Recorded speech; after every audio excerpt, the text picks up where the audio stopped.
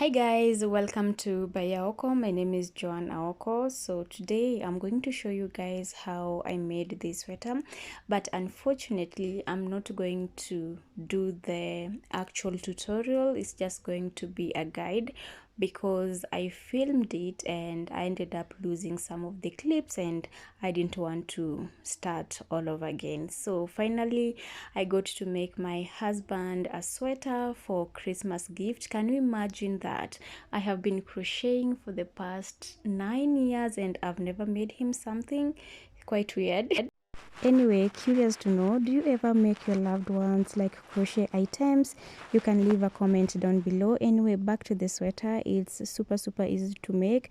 We're going to use the basic stitches. I used double crochet, and then on the neck it's just front post, back post, and I used like 7 balls of yarn, and each ball was 100 grams, 210 meters with a 4.5 millimeter crochet hook. So let's get to it.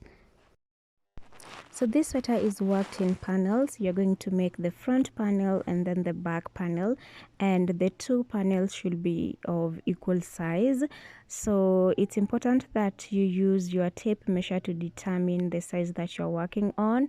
The chest area is going to determine the size. In this case, the chest area was 42 inches, so that means that the front panel is going to be 21 inches and the back panel 21 inches. And then on the front panel, on the upper part, I wanted it to be a V shape. So once you get the height, after making the height, you're going to start making a V shape, and it's all about reduction to create that V on the neckline. And then when it gets to the back part, this is how it looks like. The measurement is going to be the same as the front panel, just that the back on the neck, it's not going to be a V shape, but rather it's going to be like this, like what you're seeing on the video. Once you have the two panels, now you're going to align them that way, and you're going to sew on the shoulder part. Make sure the number of stitches you have on the back on the shoulder is equivalent to on the front part of the shoulder. So take your darning needle and just sew those two sides together, and also you're going to sew the sides together so that you are only left with the armhole. And then once you have your perfect size of the armhole, we're going to work on the sleeves and attach them as well. So while joining the two sides, make sure that your rows are well aligned so that it can flow smoothly. That's a very important thing to consider while joining the sides together. So here I made one side of the sleeve, and it's super easy. For the sleeves, you're going to start with the wrist area. So make sure the wrist area fits you well. So if you need it baggy or super tight, you're going to start with that measurements. And then we're going to start increasing the sleeves from the down part, and in the first stitch you're going to place one more double crochet over there, and then you're going to proceed with the one double crochet in each and every stitch.